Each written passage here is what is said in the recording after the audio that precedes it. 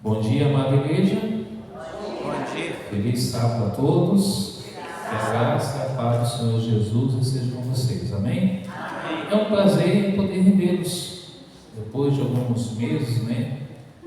Obviamente o trabalho terminou, mas a gente continua aí na lida do trabalho do Senhor. E é bom poder ver a casa do Senhor cheia hoje. Até onde eu contei, tinha 22 pessoas. Eu acredito que deve ter uns 30, 40 talvez, né? O Michel, que é bom de matemática, depois puder contar, passa pra gente, tá bom? Hoje eu quero falar sobre o profeta Naum. Abre sua Bíblia não, aí, por gentileza, no Velho Testamento.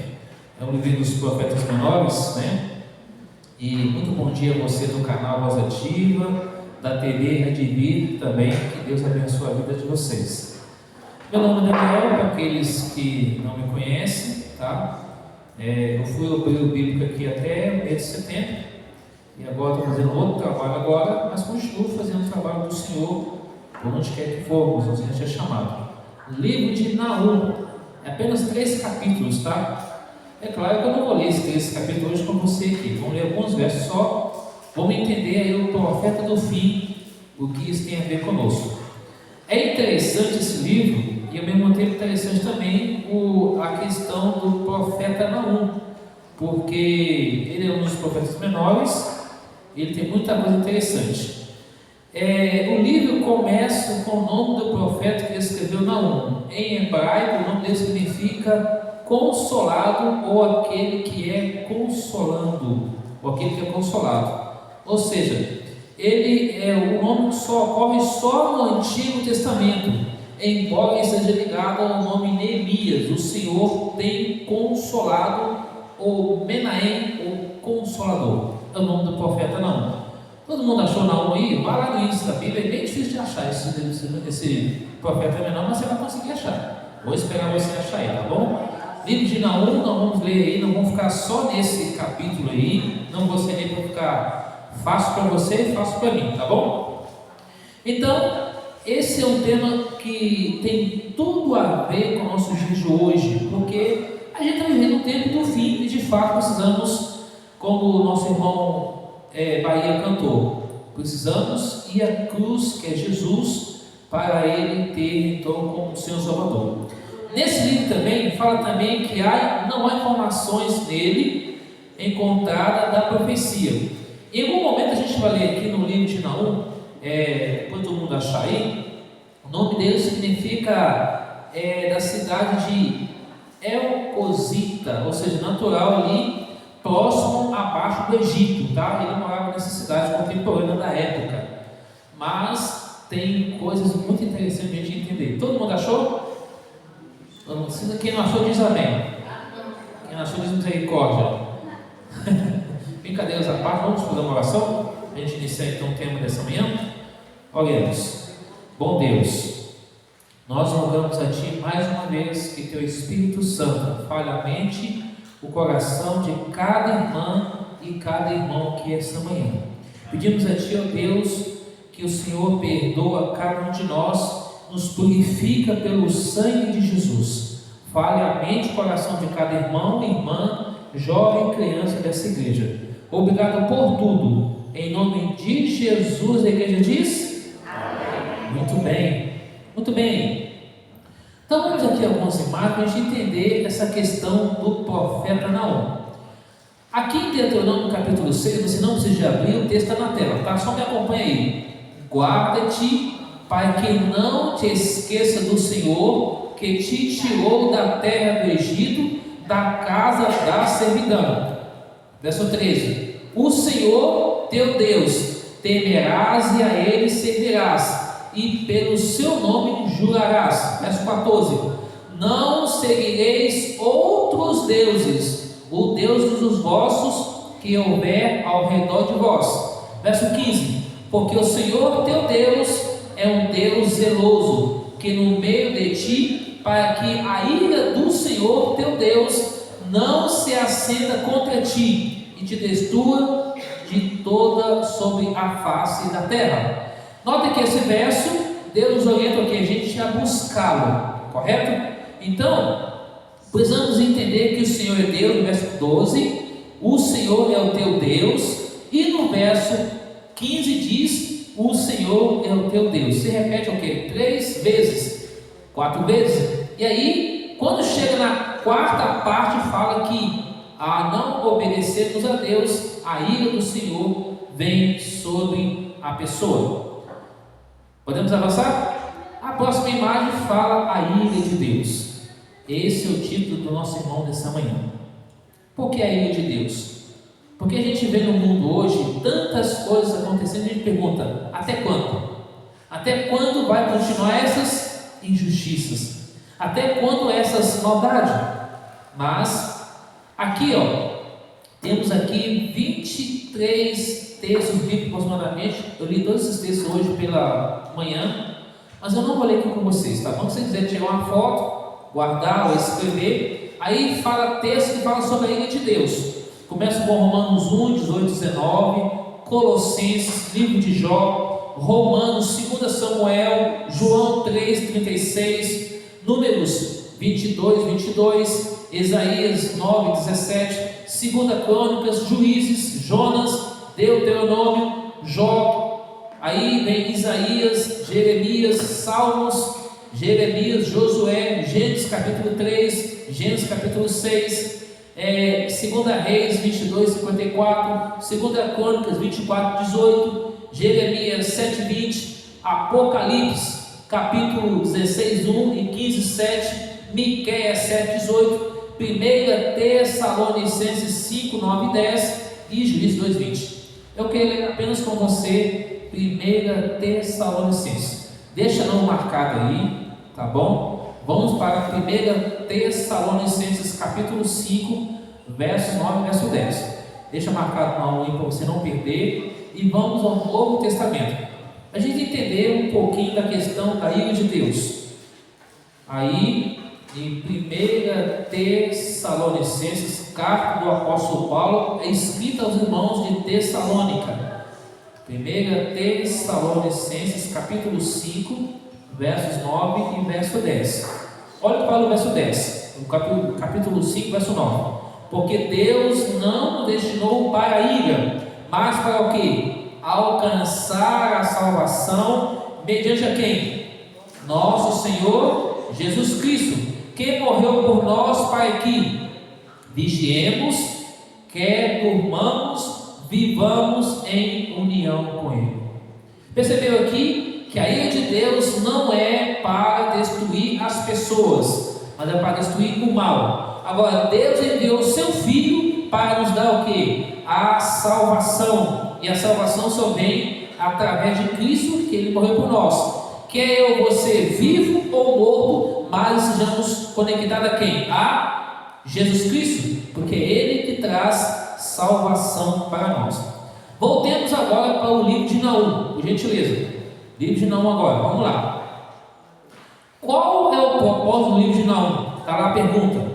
Anunciar a destruição do opressor e do império assírio da sua capital de Nínive, como um ato de justiça divina contra a crueldade e a violência.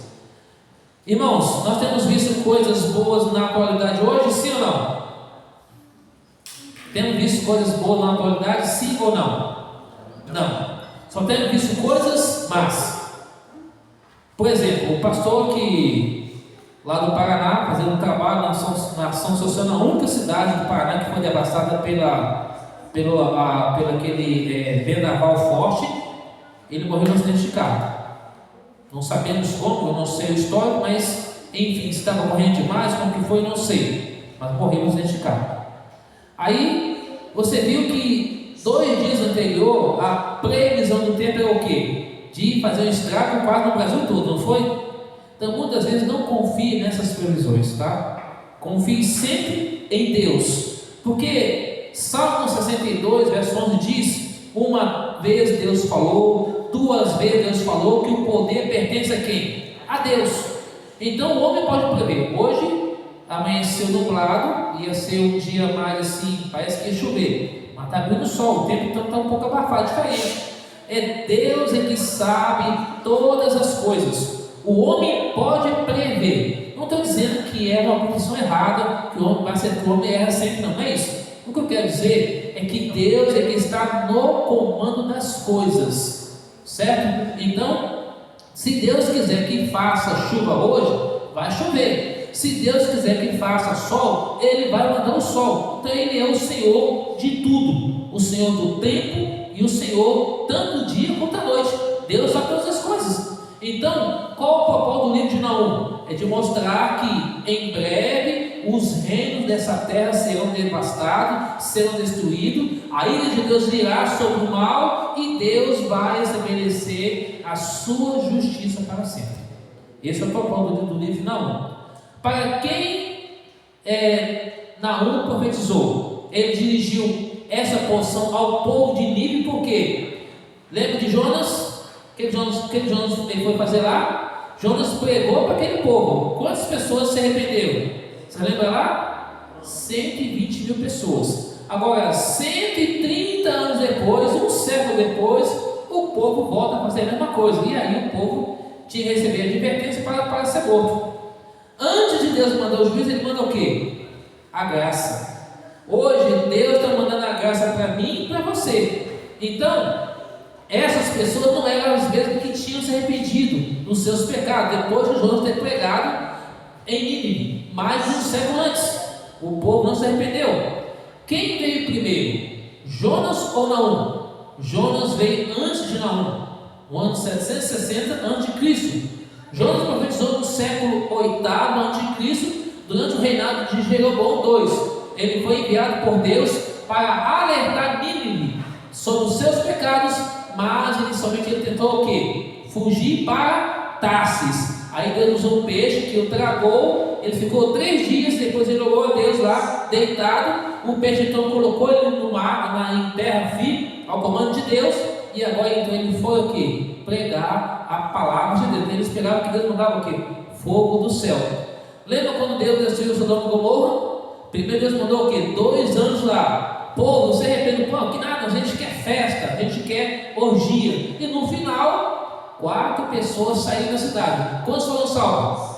Somente 3, porque um ficou para trás. Talvez não porque talvez ela estava conectada aos bens materiais, mas é por causa da tradição, da família. Mas de uma forma geral, muitas coisas ficou no seu coração ali. Então, inicialmente Jonas tentou fugir da missão. Naum pregou cerca de 130 anos depois de Jonas. O livro não foi escrito após a queda de Tebas e no ano 612 a.C., quando Nínive foi destruída, anunciando a destruição definitiva da cidade. Hoje só tem ruínas. Se você abrir lá no mapa Google e colocar Nínive, você vai ver só apenas parte histórica. Não existe mais essa cidade, porque ela foi varrida, se cumpriu a profecia. Agora vamos analisar aqui capítulo por capítulo. Vamos começar pelo capítulo 1. O capítulo 1 vai do verso 1 ao verso 15. Eu não vou ler, tá, gente? Eu não quero cansar vocês, correto? Mas o verso 1 começa assim, ó. Capítulo 1 de Naum, verso 1. Sentença contra Nínive, livro da visão de Naum ou Eucosita. Então, o que significa esse nome dele aqui? Significa que ele era natural, uma cidade desconhecida, mas fazia parte da Mesopotâmia, lá no Egito. Agora, o que vamos aprender dentro desse capítulo? Deus é o quê? Veja a parte ali vermelha, ó. Deus é um Deus justo e paciente, porém implacável contra o mal, que a sua soberania se manifesta no julgamento dos opressores, na libertação dos justos. Pergunto para a igreja: nós estamos vivenciando isso hoje, sim ou não? Sim, porque hoje você vê as pessoas não querem saber de Deus, querem saber de outras coisas, mas nós devemos o quê? Anunciar a Jesus para essas pessoas, porque Deus é Deus, Ele vai no tempo certo cumprir a sua palavra. Enquanto estava aqui na lição da Escola Sabatina, a irmã Célia explicando, comentando, eu comentei a respeito de um batismo de uma senhora. Há um ano atrás, essa senhora chama Edna, ela foi batizada hoje na igreja de Moema.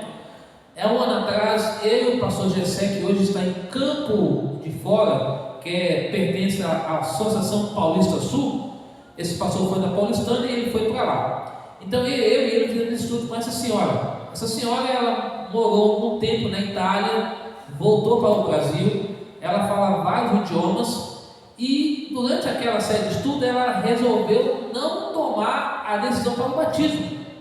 E aí, tudo bem, fizemos nossa parte e ali ficamos assim pensando: pastor, realmente, se o senhor que é pastor, que poderia talvez argumentar um pouco mais ali do que eu, ela não se sentisse convencida, vamos deixar que o Espírito Santo de Deus trabalhe com ela. E assim passou. Quando foi essa semana eu trabalhando, ela mandou uma mensagem para Daniel: eu estou convicta que eu vou batizar. E aí ela assistiu uma semana do pastor Raimundo Gonçalves, que ela mandou Rubens Gonçalves, na verdade o pastor Raimundo Gonçalves, que é irmão do Luiz Gonçalves, do Ciro Gonçalves, a família Gonçalves. Acabei de ver o vídeo rapidamente aqui, e ela sendo batizada. E ali então ela falou assim: olha, sabe uma coisa? Eu entendi de que, de fato, o batismo que Deus quer que eu faça não é aquele batismo que eu fiz lá atrás, quando eu me batizei na igreja católica, um batismo que não foi válido. Mas eu estou batizando não para agradar homens, mas para agradar a Deus. E ela foi batizada hoje. Eu fiquei muito contente e feliz. Falei: minha irmã, pena que eu não vou poder estar no seu batismo, porque você falou ontem à noite. Eu já tinha um compromisso com vocês aqui hoje. E o batismo foi 8h30 da manhã hoje, lá na igreja de Moema. Eu não tinha como estar lá e depois vir para cá. Mesmo que eu fizesse de carro, não chegaria a tempo. Então, eu podia fazer: manda para mim um vídeo, eu assisto, depois eu ligo para vocês, virem fazer um vídeo chamado, bate um papo, fazer uma oração, vice-versa, ou vão na sua casa, alguma coisa assim do tipo. Mas o certo é que a Eva tomou a decisão e entregou a vida a Jesus Cristo. Então ela entendeu que Deus é justo e paciente. Agora, olhando para mim e para você hoje, Deus tem sido paciente conosco, sim ou não? Sim. Nós somos falhos e pecadores, carentes de Deus, da graça de Deus, e nós precisamos de Jesus em nossa vida. Esse é o capítulo 1 do livro de Naum, que apresenta a ira e a misericórdia de Deus. Se Deus fosse olhar para mim pelos pecados que eu cometo, eu já estaria virado pó do pó. Assim, qualquer um de nós teria acontecido a mesma coisa também. Portanto, ao olharmos para a cruz, como aquele hino cantamos, ao olhar na cruz, vemos Jesus. A cruz está vazia. Jesus está lá no santuário do céu. Ele fala: filho, eu ainda intercedo por você e quero que você mude de vida, que você volte a fazer a minha vontade. Agora, no versículo 2 aqui, fala que Deus é ciumento e vingador. Ele se vinga dos seus adversários, se vinga dos seus inimigos, e isto mostra o caráter justo de Deus, que não tolera o mal. Aqui no verso 2: o Senhor é Deus, zeloso, vingador. O Senhor é vingador e cheio de ira. O Senhor toma vingança contra os seus adversários e reserva indignação para os seus inimigos. É como se alguém falasse assim: mas Deus é tão assim vingativo. É o Deus do Antigo Testamento, que é um Deus que vinga, um Deus que mata, um Deus que manda fazer guerra. Aí quando você vai para o Deus do Novo Testamento, é um Deus da graça. Não, Deus é o mesmo ontem, hoje e eternamente. Não é uma graça barata, é uma graça que custou a vida, o sangue de Cristo. Ele fala: filho, eu quero obediência e nada mais. Quando a gente chega no versículo 3, o Senhor é poderoso, mas não apressado. Ele demonstra paciência, mas a sua ira eventualmente prevalecerá, assim como o rio que transborda e causa devastação. Alguém já viu uma cabeceira de água vindo de uma montanha, de uma cachoeira, e ela devastando tudo? Quando já viu isso de perto? Pois bem, se no momento você estiver perto de água, não brinque com água. Quem viaja muito de carro aqui? Quando você viajar de carro pelas estradas que estiver chovendo forte, não tente atravessar um monte de água, porque a água com a água não se brinca. A água, quando vem, ela faz o trabalho dela, porque ela quer seguir o caminho. Assim é o nosso Deus Todo-Poderoso. Quando Cristo voltar na nuvem dos céus pela segunda vez, Ele vai buscar os seus e vai destruir o mal pela raiz, vai estabelecer justiça e paz, e nós vamos viver para sempre com Deus. Mas enquanto isso, Temos que conviver com essas coisas más hoje no mundo, que são hoje que nós hoje estamos vendo. É o que diz o versículo 3. Um pouquinho mais aqui, no versículo 4. O Senhor controla o quê? A natureza. Olha o versículo 4 aqui, ó. Ele repreende o mar, faz secar, mingua todos os rios, desfalece o Bazã e o Carmelo, a flor do Líbano se murcha. Deus controla tudo. Ele pode reter a chuva, deixar os rios secos, fazer as montanhas tremerem, mostrando o seu poder sobre toda a criação. Deus comanda todas as coisas. Ele sabe tudo. Por isso que eu falo para vocês, devemos respeitar tudo e a todos, ou seja, mas não confiar que muitas vezes os meteorologistas vão prever coisas corretas, ok? Deus sabe todas as coisas. Eu me lembro uma vez quando eu era pequeno, alguém falava comigo assim: eu vou olhar o horóscopo do dia para saber como que vai ser meu dia hoje. E aí um dia alguém falou assim: olhe o horóscopo da Bíblia, a Bíblia te informa como será o seu dia, busca Deus. E aí quando eu fui entendendo isso, quando você vai crescendo, vai entendendo de que o horóscopo do dia, então eu sou de aquário, a cor hoje preferida vai ser azul, número da sorte, número tal, e eu acreditava naquilo quando eu era pequeno. Mas quando você vai conhecendo a palavra de Deus, você vai ver que não tem nada a ver. Deus, Ele sabe o ontem, Ele sabe o agora, Ele sabe o futuro, Ele sabe tudo. Então não devemos nos preocupar com isso. No versículo 5 a 9 do capítulo 1 fala assim, ó: Deus é soberano sobre as nações, Deus se ira, o Senhor é bom, Ele traz refúgio em meio à angústia, o Senhor conhece as ações dos seus inimigos e trará julgamento, e o Senhor não vai permitir que os perversos continuem a dominar o mundo, ou seja, continuem a dominar pessoas. Agora eu pergunto para a igreja: o que a gente vê hoje no mundo? Pessoas sendo dominadas por uma pessoa, por um grupo de pessoas, na verdade. Ou seja, chega uma pessoa em determinado país: agora vocês estão subjugados a mim. Quem não for subjugado a mim vão perder vida e vão perder as suas posses. O que acontece hoje? Não é assim?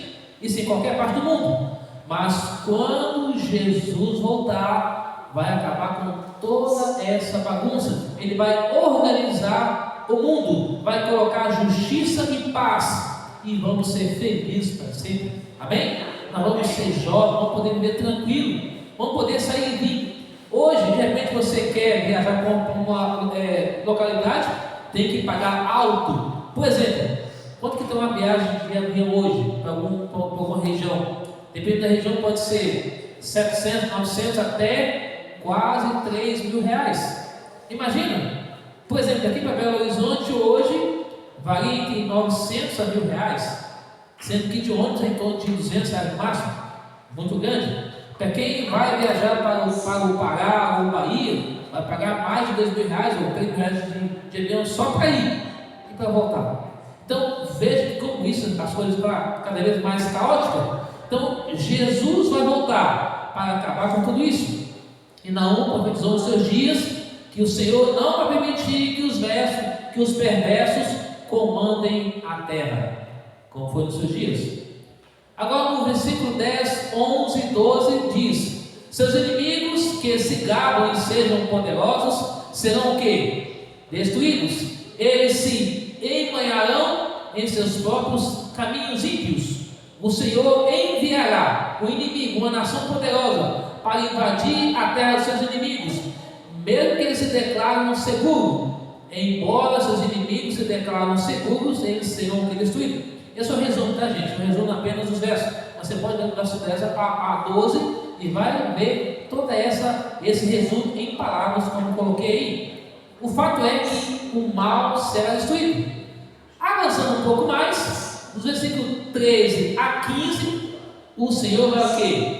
Libertar o seu povo, amém? Amém. O Senhor ordenou o extermínio de um rei de Nínive, e o Senhor vai destruir o quê? O inimigo, porque o inimigo vai usando hoje pessoas, vai usando estratégia no mundo afora para destruir vidas e pessoas. Uma mensagem de esperança e paz para ajudar. Anuncia o fim da opressão assíria e o retorno dos que haviam sido levados como escravos cativos. Ou seja, quando Jesus voltar, todo mal acabará, e nós vamos ser felizes para sempre. Esse é o capítulo 1 de Naum. Agora vamos para o capítulo 2. Apesar do futuro, Deus traz aqui esperança para aqueles que nele confiam. A destruição de Nínive e a libertação de Judá prefigura o que? A salvação onde? Em Jesus Cristo. Jesus é a nossa salvação. Portanto, quando você olha para tudo isso, entendemos de que Jesus é o único meio de salvação. Capítulo 2, 1 a 13. O que nos ensina esse capítulo? A invasão como um propósito divino, a descrição caótica da batalha e a queda da cidade, e a pilhada final e a zombaria sobre o poder aniquilado. E aí, Nínive foi destruída. O invasor se aproxima, que foi um propósito de Deus. É o capítulo 2, versículo 1 e 2.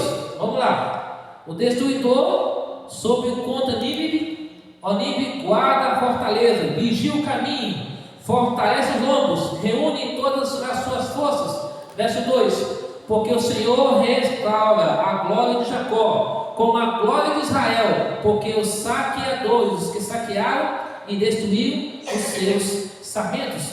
Ou seja, Deus se cumpre o seu propósito para que aquela cidade voltasse a adorar a Deus, mas ela não voltou a adorar a Deus.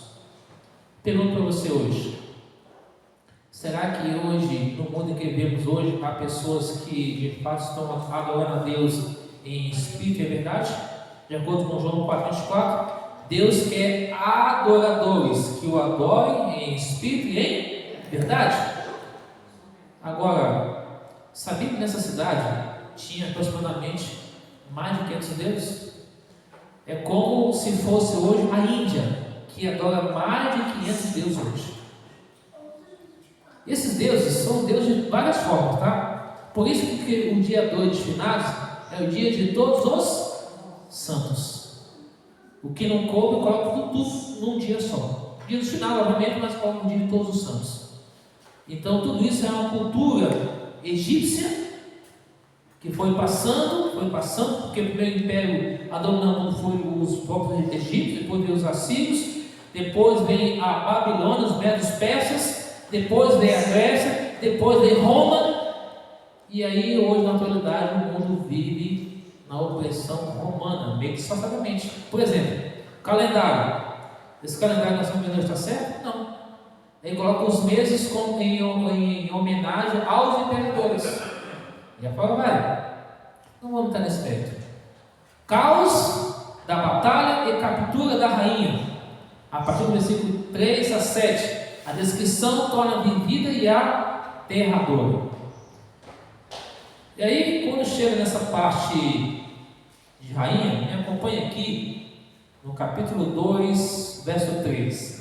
Guarda a fortaleza, com o verso 1, que é o tom sarcástico quando o profeta diz que os líderes de assírios e o seu povo inimigo, eles deveriam fazer o mesmo sabendo que nada ia funcionar. Ou seja, poderiam reunir as forças, mas nada ia acontecer.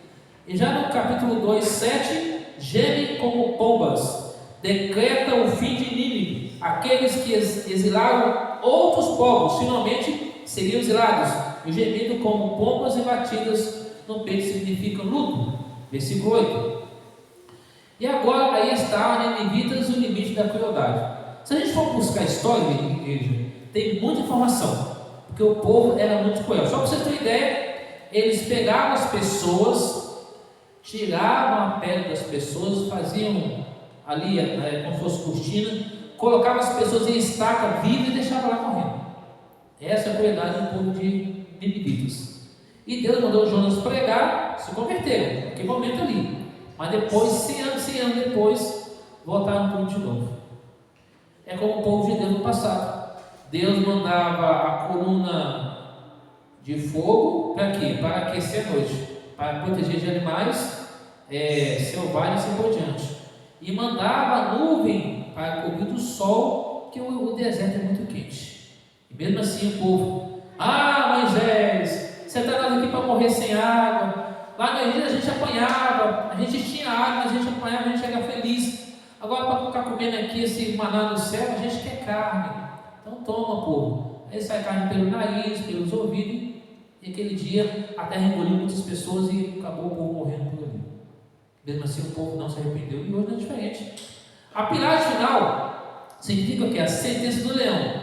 A cena final do capítulo 2 descreve o saque e a entrega do veredicto final de Deus. Esta é a causa fundamental da queda de Nínive. Não foi primariamente estratégia dos medos e babilônios, foi o próprio Senhor Deus que levantou-se contra ela.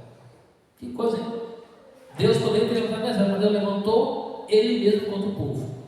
Hoje não é diferente. Deus espelhado com o povo, não. Deus está tendo misericórdia por mim e por você, para nos chamar, para nos preparar para a sua vida. Avançando um pouco mais aqui, quando Deus diz: eu estou contra ti, não há defesa, não há escape, não há esperança. A sentença é final. Seus carros, o poder militar que eles tinham na época, serão queimados. Seus jovens guerreiros, leãozinhos, serão mortos. Seus despojos de riqueza serão removidos. A sua voz de comando, influência e arrogância será silenciada para sempre. E aí, quando você vai lá no Oriente Médio, que tem alguma oportunidade de ir, você vai ver só ruínas, é de cidade. Se você atravessar, por exemplo, a cidade da Turquia, o Mar Egeu do outro lado, as 7 cartas das igrejas, só vai ver ruínas. Não existe mais nada lá, só apenas ponto turístico as pessoas que vão lá. Agora, quais lições e aplicações práticas que eu aprendo com isso? Embora a profecia de Naum seja dirigida a uma cidade antiga, seus princípios são antemporais e profundamente relevantes para o povo de hoje.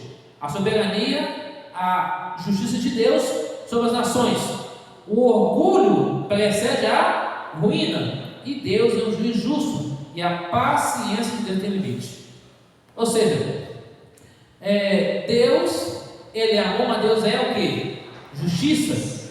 E a paciência de Deus está chegando no seu limite. A segurança dele está onde? Está ao lado de Deus. Naum 2 é mais do que um relato histórico, é a queda de uma superpotência e o manifesto do caráter santo, justo e soberano de Deus. Portanto, Jesus é a resposta para mim e para você. Por isso cantamos o hino inicial: venha Cristo, venha agora. Eu e você precisamos ir a Jesus só hoje? Todos os dias. Assim como eu preciso tomar essa água, daqui a pouco eu vou tomar ela. Nós estamos tomando água. Ontem, por exemplo, no trabalho, tomei água o dia inteiro. Precisamos tomar água o tempo todo. Tomei um banho de manhã para vir para cá novamente. No final do dia eu vou para cá, outro banho e tal. Precisamos a gente alimentar. Quando eu saí de manhã, hoje comi ali um pouco de cuscuz. Legal, dá um pouco mais de energia, né? Do que você comer um pão. E realmente é muito bom. Quem não gosta aqui, né? Quem gosta disso? Opa, maravilha. Cuscuz você pode passar na manteiga, você pode comer ele misturado com ovo cozido, como você quiser. O negócio é muito bom. Alguns até colocam leite, né? Mas o negócio é bom, sustenta. Então a gente precisa de Deus, nós temos todos os dias. Avançando um pouco mais aqui, é um lembrete vivido de que o pecado, especialmente o orgulho, a crueldade, não ficará impune. É um farol de esperança para que o povo de Deus, mostrando que seu Pai Celestial é o defensor e o vindicador. Ou seja, a vingança pertence a quem? Pertence a Deus. Agora é natural, nós seres humanos, quando alguém faz alguma coisa errada, a gente quer fazer justiça, é natural, nós somos seres humanos. Por exemplo, uma vez eu vi alguém matando uma pessoa e falei assim: puxa vida, eu queria ser super-herói neste momento para acertar as contas com essa pessoa. Por exemplo, hoje eu vejo tanta coisa no Brasil hoje que eu fico pensando assim: para que tudo isso? Eu queria ser um super-herói para resolver a questão, mas não depende de mim, depende de quem? De Deus. Apenas a nossa imaginação. Agora pai, pensa comigo: se todo mundo fosse um super-herói, existiria algum ser humano vivo hoje na Terra? Não teria. Por isso que Deus fala: filho, a vingança pertence a mim. Deixa que eu vou resolver isso no tempo e na hora certa. Então ele vai colocar para resolver isso. Agora vamos para o capítulo 3 para a gente fechar. O capítulo 3 aqui, ele começa com Ai, tá? Verso 1. Ai da cidade sanguinária, toda cheia de mentira, de roubo, e não solta a sua presa. Começa o verso 1. Naum 3 revela o implacável juízo de Deus sobre Nínive, a cidade sanguinária, por sua violência, engano e idolatria. Uma lição sobre a soberania divina e a queda da arrogância. Pergunto para a igreja hoje: isso que vocês estão vendo aí é uma coisa que está acontecendo hoje, sim ou não? É uma coisa bem plausível para o nosso país e para o mundo fora. Existem pessoas violentas, pessoas idólatras. Talvez Deus fale para alguém essa manhã aqui que esteja adorando qualquer coisa acima de Deus. Não precisa citar nada, mas você e eu precisamos fazer uma análise na nossa vida hoje e falar: Senhor, retire isso de mim, para que eu possa me entregar ao Senhor completamente pela sua vontade. Eu estou aqui hoje na parte alta da igreja, que é o altar, mas não quer dizer que eu estou num patamar melhor do que você, não. Eu sou igual a você, porque eu falo. O grande problema é que pessoas sobem aqui e vão falar: olha, eu sou melhor do que você. Nós somos alguma coisa? Somos pó do pó. A pessoa pode ter maior recurso, pode ter maior conhecimento geral, mas quando vem a doença, nada disso resolve a sua saúde, nada disso salva você. O que salva é Jesus Cristo. Eu me lembro que em 2011, a irmã Maria Celeste, quando ela foi batizada, o pastor Antônio Maia era um pastor alto, né? E ela era só um pouco mais fortinha. Ela tinha problema de coluna, ou seja, desvio na própria coluna. Quando ela foi batizada, ela foi curada instantaneamente na própria pia batismal. E nunca mais ela teve problema de coluna. Não pergunte como é um milagre de Deus na vida dela. E no dia, o pastor Daniel entra e me perguntando para você me ajudar a fazer o batismo dela, porque eu estou com medo dela cair e depois ela não conseguir levantar. Mas não, pelo contrário, ela foi batizada, nunca mais ela teve problema de coluna. Então Deus tem os seus propósitos de fazer os milagres na vida das pessoas. Não importa qual seja a pessoa, mas Deus pode mudar a sua vida, a minha vida, e nos habilitar para a gente fazer a vontade dele. Então hoje, arrogância, violência, engano, idolatria, Deus vai eliminar isso para sempre.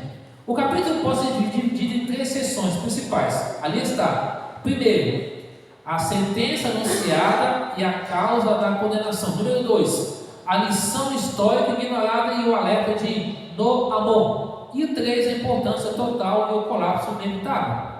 E aí, violência brutal, cidade sanguinária, já fomos confirmados aqui. Número 2, engano e desonestidade, está acontecendo hoje mentira. É só pegar Oséias capítulo 4.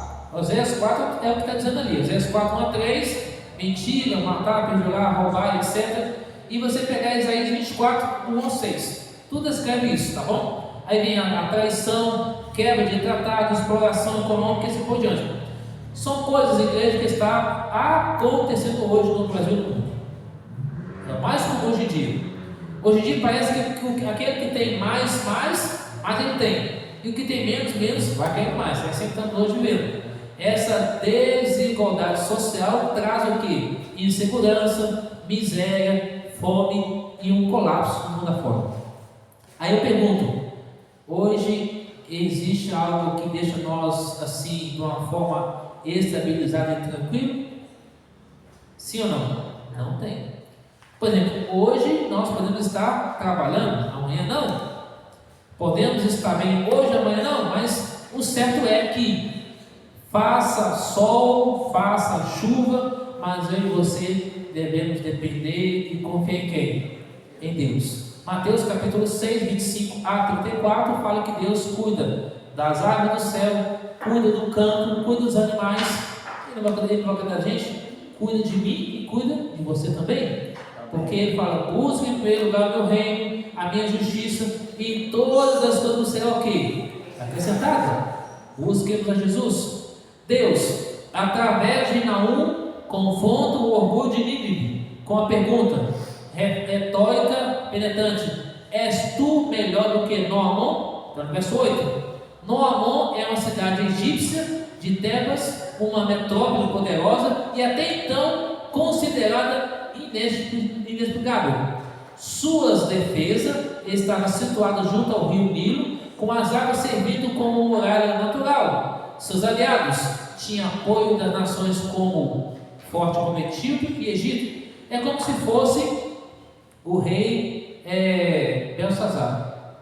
Belsazar ficou lá, né, confiou no rei. Os soldados do rei Dário tirou o curso da água, entrou na cidade, estava todo mundo ali à vontade, tomando vinho, e no final todo mundo pereceu e morreu 1000 pessoas naquele dia. Quando ele viu o escrito da mão, Mené, Tequeu, Ufaci, aí Daniel falou: pesados fossem em balança, seu reino será tirado e dado a outro. E assim de fato aconteceu.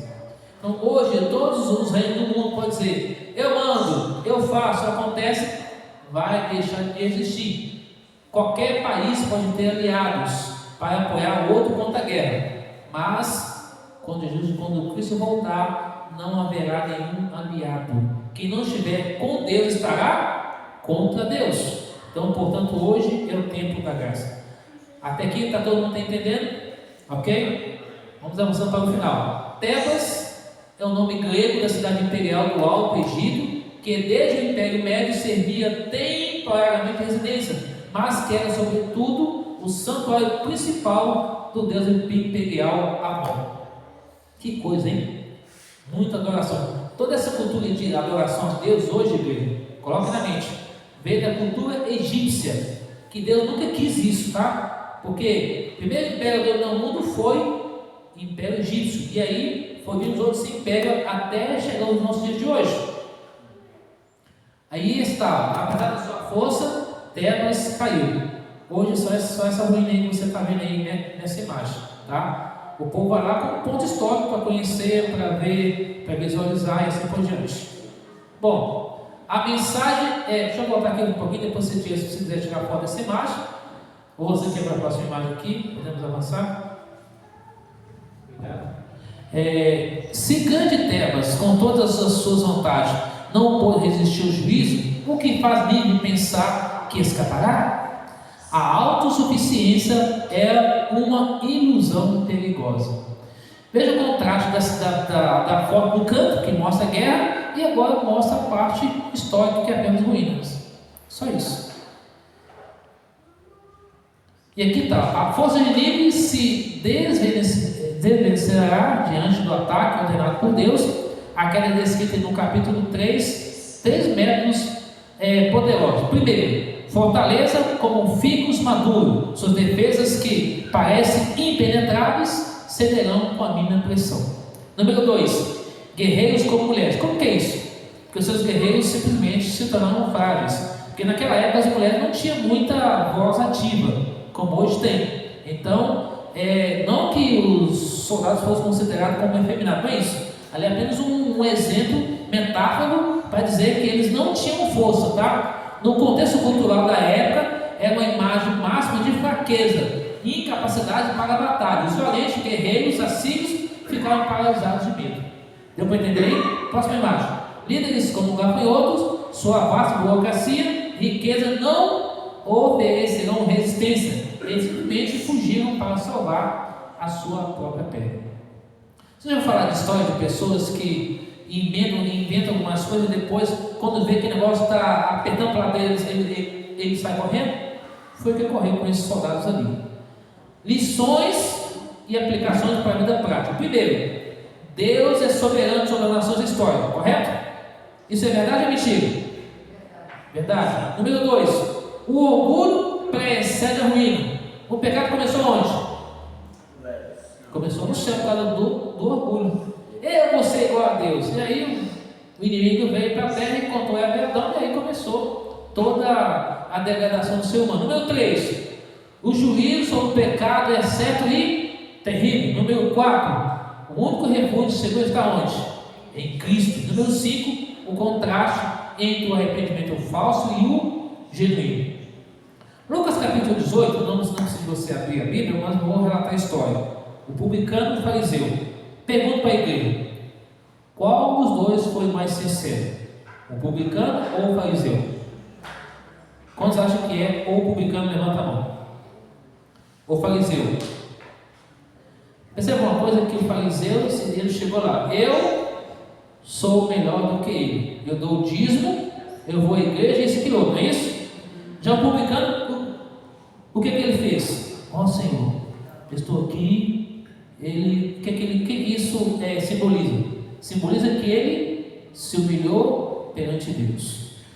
Antes de eu ir a Jesus, ele já sabe das minhas intenções, que ele sabe o que vai no meu coração, ele sabe o que vai no seu coração. Então, humilhe-se perante Deus. Eu, Daniel, humilhar-se perante Deus. E Deus então perdoará o meu, o seu, o nosso pecado. Fazer como o publicano, Lucas 18, 9 a 14. Não fazer como o fariseu, se dizendo que é o bom, porque o orgulho pode levar à queda. Então é necessário um arrependimento sincero. Agora, quando você lê Atos capítulo 3, Atos 2, aliás, versos 37 até o 47 ali, você vê que quantas pessoas foram batizadas ali naquele período? 3.000 pessoas, né? Talvez até um pouco mais do que isso, mas a Bíblia relata 3.000. Mas o fato é que essas pessoas, para se converter, elas ouviram a mensagem de Cristo lá atrás, há muito tempo atrás, como eu estava comentando aqui da Eva. Porque não importa o tempo, o que importa é que você decida ao lado de Jesus e permaneça com Jesus até o fim. E o fato é que o arrependimento sincero é quando eu confesso a Jesus, quando eu peço perdão a Jesus e procuro caminhar com Jesus. Essa é a lição prática. A história de Nínive e em Jonas e Naum é um estudo de caso sobre arrependimento. Miqueias capítulo 7, 18 a 20 fala que, que Deus é o Deus de ira, mas o Deus de misericórdia.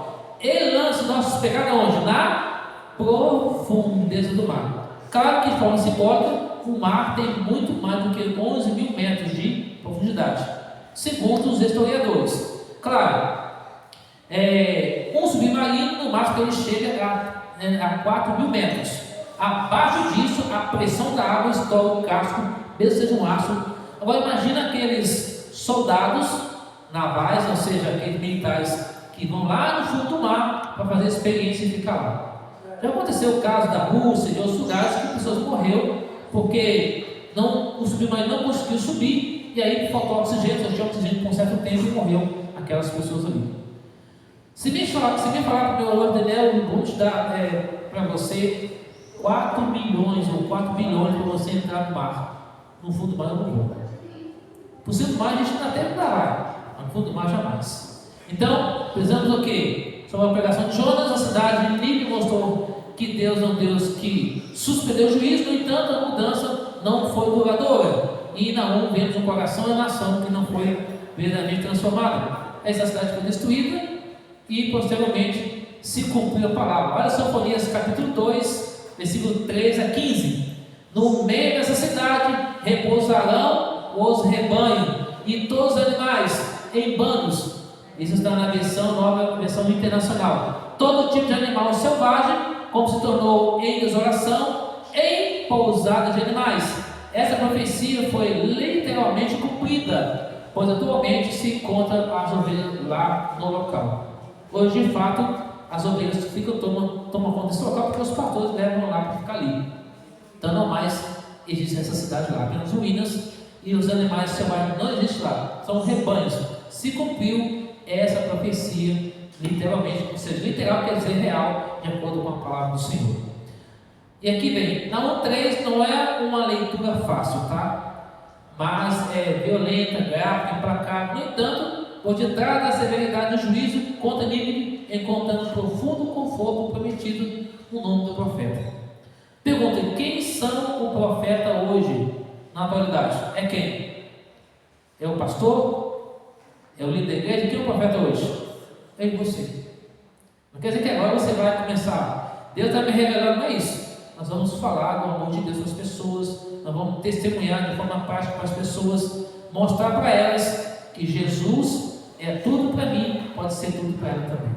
É isso que Deus quer comigo, com você.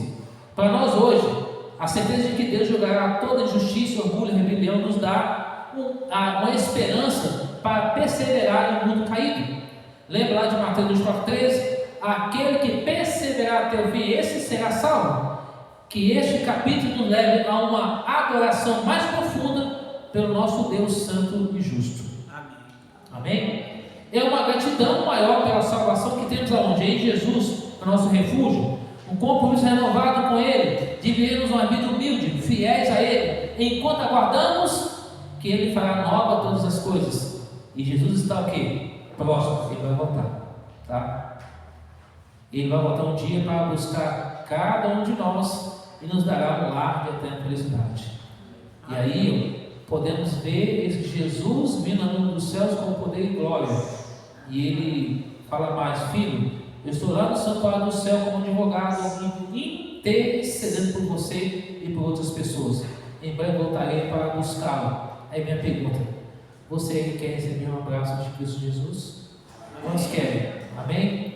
E que eu termino com essa frase aqui: eu quero Cristo hoje e sempre. Vamos falar todo mundo junto? Eu quero Cristo hoje e sempre. Amém? Que verdadeiramente, igreja, eu e você possamos colocar Jesus hoje e sempre na nossa vida, porque em breve Ele vai voltar, em breve Ele vai nos dar um lar de eterna felicidade, e aí todo mal deixará de existir. Enquanto o irmão Bahia canta a última mensagem dessa manhã, eu gostaria que você pensasse numa coisa: se Jesus voltar hoje, eu e você, posso vir aqui para o meu lado aqui, eu e você vamos estar prontos para esse grande dia? Sabe, igreja, querer Jesus é orar a Deus todos os dias, é buscar em oração, é você entender de que você encontrou o Mestre, que você e eu precisamos buscar Cristo todos os dias. Então, como que eu posso buscar Jesus? Quando eu oro, quando eu estudo a Bíblia, quando eu falo do amor de Cristo para as pessoas e quando eu vou à igreja. É lamentável quando eu vejo pessoas que poderiam estar na igreja, mas não vêm. Isso não é minha própria família. Amigos que um dia fazia tudo para Deus, hoje parou com os talentos que Deus deu para ele e deu para ela. Mas em breve Jesus voltará. Acabará com a depressão, com a ansiedade, acabará com essas preocupações. Para quem trabalha na escola, a correria com crianças, tentando educar os pais bem com outra educação. Enfim, não é fácil. Eu vejo aí cada professor passando cada pulso, que se fosse nos tempos antigos, estenda a mão aí, palmatória na mão, mas não pode fazer isso hoje. Mas que Deus dê a sabedoria e dê a graça para todos nós, que a gente possa ser um profeta da autoridade, falar do amor de Jesus de forma simples e ver Jesus, ajudar as pessoas a entender de que, assim como eu sou pecador e ela é pecadora, eu preciso de Cristo na vida dela, que possamos encontrar o Mestre. E assim, ao sair daqui diferente, transformado pelo poder de Jesus, e que Ele ajude essa igreja a continuar a caminhada da fé. Ano de 2025 está terminando. Só falta aí 45 dias, né? 45 dias para o ano acabar. E muitas coisas virão para frente. Ano que vem vai ser um ano de correria para muitas coisas seculares, mas o cristão deve continuar focado em Jesus, com a irmandade, com a sua família, preparando você e preparando outros para o reino de Deus. Esse é o meu desejo nessa manhã. E que Deus possa abençoar cada um de nós, que o Espírito Santo do Senhor possa tocar na mente do nosso coração e que Jesus nos abrace, nos ajude nessa caminhada com Ele rumo a Canaã dos Céus. Eu encontrei um amigo há muitos anos atrás e ele participando. E a gente anda pelo Brasil cantando aí. Eu recebi uma ligação de que ele está na UTI, porque o câncer avançou no corpo dele. E aqui nós estamos em plena vida saudável. Já passei por umas também, já fui até morto e estou vivo. Ressuscitei. Mas é hora da gente pensar sério, porque Jesus está voltando e nós temos que estar preparados para esse encontro. E não seja como criança e como cego.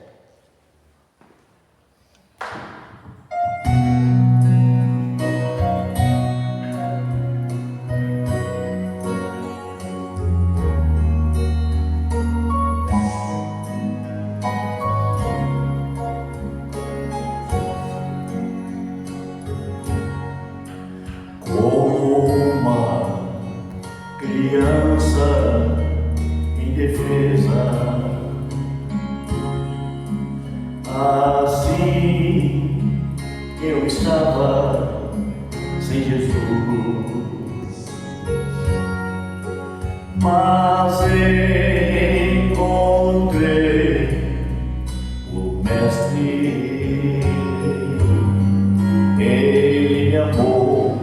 e agora dele eu sou. Minha vida mudou ao achar-me o nova manhã raiou. Ao encontrar o Mestre, e agora dele eu sou.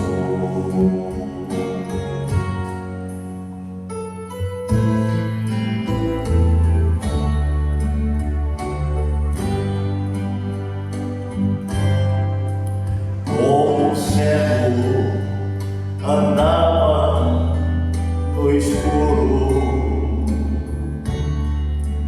procurando uma vida melhor,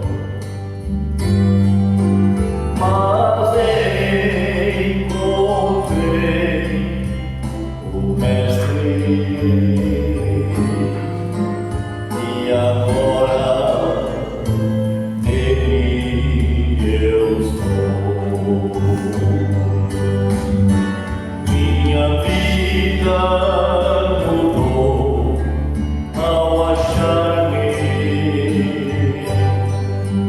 o novo amanhã raiou. Ao encontrar o Mestre, e agora dele eu sou. Eu encontrei o Mestre, e agora dele eu sou. E agora dele eu sou.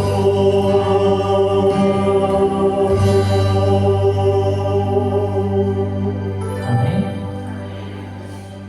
Não tem outro caminho, igreja. Nós somos de Jesus e Jesus. Vamos ficar de pé? Meu apelo para você essa manhã, de tudo que você ouviu, de tudo que nós acompanhamos na Bíblia, examine bem a palavra de Deus cada dia.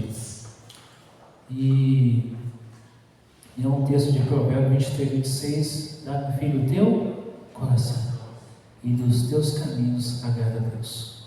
Nós possamos agradar a Deus, não importa, custe o que custar, mas que eu e você venhamos permanecer firme com Jesus. Quantos têm esse desejo de manter firme com Deus? Amém. Vamos jogar um pelo outro, ajudar um ao outro nessa caminhada da fé, como irmãos, como família, e nos preparar cada dia para a volta de Jesus. Eu lembrando desde o coração que eu tenho com vocês, com essa igreja, que me acolheu tão bem, nos dias que eu passei por aqui, tem me acolhido. Obrigado, que Deus continue abençoando a vida e a família de vocês. Vamos orar.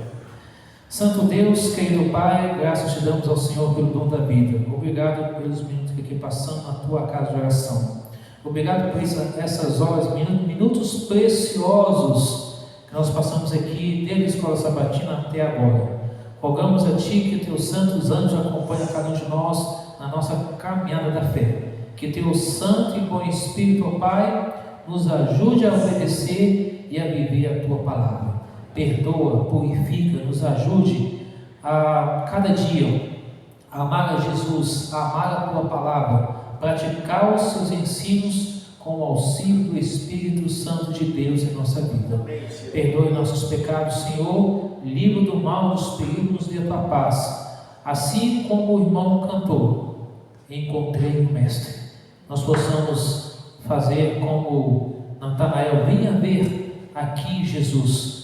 Nós possamos fazer como todos os homens e mulheres da Bíblia, que encontraram Jesus e encontraram a salvação. Que o Senhor nos encontre hoje e sempre, e nos ajude nessa caminhada da fé, na vida espiritual, social, familiar, física e emocional, a continuar a caminhada com o Senhor, de acordo com 2 Pedro 3,18, crescer na graça e no conhecimento da palavra de Deus.